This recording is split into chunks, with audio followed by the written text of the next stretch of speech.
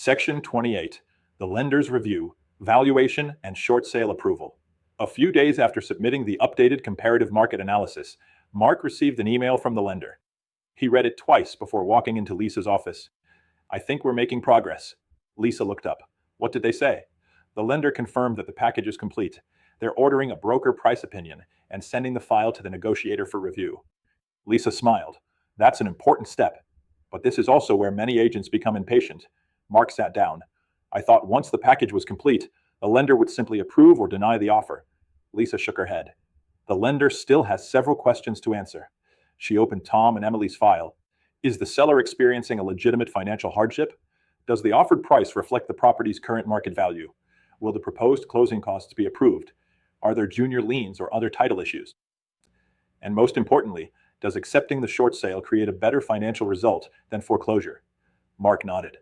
"So the lender is reviewing the entire transaction, not just the purchase price." "Exactly." Lisa explained that a short sale approval usually involves several different departments or decision makers. The loan servicer may collect the documents. A negotiator may review the offer and communicate with the parties. A valuation professional may complete a broker price opinion or appraisal. An investor or mortgage insurer may also have approval authority. If more than one lien holder is involved, Lisa explained, each lien holder may conduct its own review. Mark looked concerned. "That sounds like a lot of people who could delay the transaction." "It can be," Lisa replied. "That's why organization and follow-up are so important." The lender's property valuation. Lisa reminded Mark that the lender generally orders its own valuation to determine whether the buyer's offer reasonably reflects market value. That valuation may be completed through a broker price opinion, an appraisal, an automated valuation model, an internal review of recent comparable sales, a combination of valuation methods. "The lender isn't required to accept our CMA," Lisa said, "but a strong CMA gives us credible market evidence if the lender's valuation appears unrealistic." Mark remembered one of the comparable properties. "What if the lender's BPO comes in much higher than our recommended value?" "That happens." Lisa explained that valuation differences may result from using properties in superior condition, selecting comparables from a different neighborhood, failing to account for needed repairs, using outdated sales, overlooking location differences, relying too heavily on price per square foot. When the valuation appears unsupported, we don't argue emotionally. We prepare evidence. She explained that the listing agent may submit updated comparable sales, photographs, repair estimates, inspection findings, or information about market conditions. The goal is not to pressure the lender. The goal is to provide accurate information that may not have been considered. The lender's net proceeds. Lisa then placed an estimated settlement statement on the table. The lender is also reviewing the expected net proceeds. Mark looked over the document. The sales price appeared at the top. Below it were estimated commissions, title fees, escrow charges, taxes, lien payments, and other closing expenses. "The lender wants to know how much money it will actually receive after approved expenses are paid," Lisa explained. "That's why the proposed seller settlement statement is so important." She reminded Mark that lenders may question or reject certain expenses. They may request changes to brokerage compensation, seller-paid buyer costs, repair credits, home warranty expenses, junior lien payoffs, HOA amounts, other closing charges. "Does the lender get to rewrite the purchase contract?" Mark asked. "Not exactly," Lisa replied. "The lender is not a party to the purchase contract. However, the lender may condition its approval on receiving a certain amount of net proceeds. If the lender will not approve a particular expense, the buyer and seller may need to decide whether the transaction can be modified and still move forward." The short sale approval letter. Several days later, another email arrived. Mark hurried into Lisa's office, holding the printed attachment. "We received approval." Lisa smiled, but remained seated. "Before we celebrate, let's read it." Mark looked confused. "It says approved right at the top." Lisa nodded, "and the conditions underneath that word determine whether the transaction can actually close." Together, they reviewed the approval letter carefully. It included the approved buyer, the approved sales price, the required closing date, the minimum net proceeds to the lender, the approved closing costs, the treatment of junior liens, the amount of brokerage compensation permitted, conditions regarding the condition and transfer of the property, language addressing the remaining debt. Lisa pointed to the closing deadline.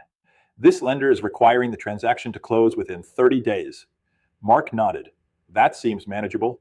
"Probably," Lisa replied, "but we still need confirmation from the buyer's lender and escrow company." She then pointed to another paragraph.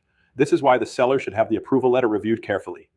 The letter may state whether the lender is releasing only its lien or also releasing the borrower from further liability." Mark remembered the earlier lessons. And that's a legal question for the seller's attorney. Exactly. Lisa reminded him that an approval letter may also require the seller to contribute money, sign a promissory note, or satisfy other conditions. The seller must decide whether those terms are acceptable. Lender approval alone does not mean the seller has agreed to proceed.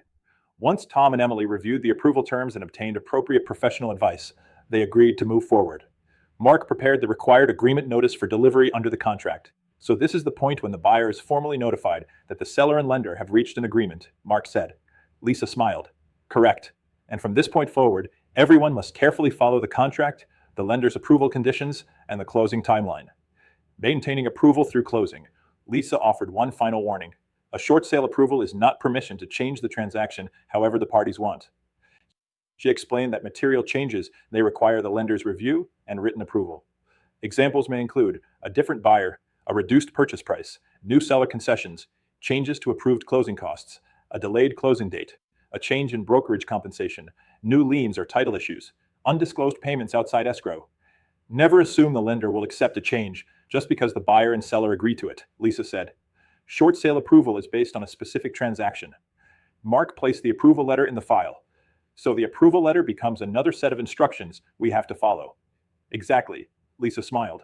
The purchase contract tells us what the buyer and seller agreed to do. The approval letter tells us the conditions under which the lender will release its lien. A successful closing requires both. Mark closed the file. We've assembled the package. We've obtained approval, Lisa nodded. Now we need to keep the transaction together long enough to reach closing. And that will be our next lesson. Key takeaways. The lender evaluates the seller's hardship, property value, proposed expenses, title issues, and expected net proceeds before approving a short sale. A lender may use a BPO, appraisal, automated valuation, or other market data to determine the property's value. If the lender's valuation appears unsupported, the listing agent should respond with factual market evidence rather than emotion. The short sale approval letter should be reviewed carefully because it contains specific conditions that must be satisfied before closing. Material changes to an approved short sale may require additional lender review and written approval. Online discussion. Question 1. Why does the lender focus on net proceeds rather than only the property sales price? Answer. The lender evaluates how much money it will actually receive after approved commissions, title fees, escrow charges, taxes, lien payments, and other closing expenses are deducted from the sales price. Question 2. What should a listing agent do if the lender's property valuation appears substantially higher than the property's supportable market value? Answer. The agent should provide objective evidence such as recent comparable sales, photographs, repair estimates, inspection findings, and relevant market information. The response should remain factual, professional, and supported by documentation. Question 3. Why must the seller carefully review the lender's short sale approval letter before agreeing to proceed? Answer. The approval letter may contain conditions involving closing deadlines, seller contributions, promissory notes, approved expenses, deficiency liability, lien releases, or other legal and financial obligations. The seller should understand and accept those conditions after consulting appropriate professionals.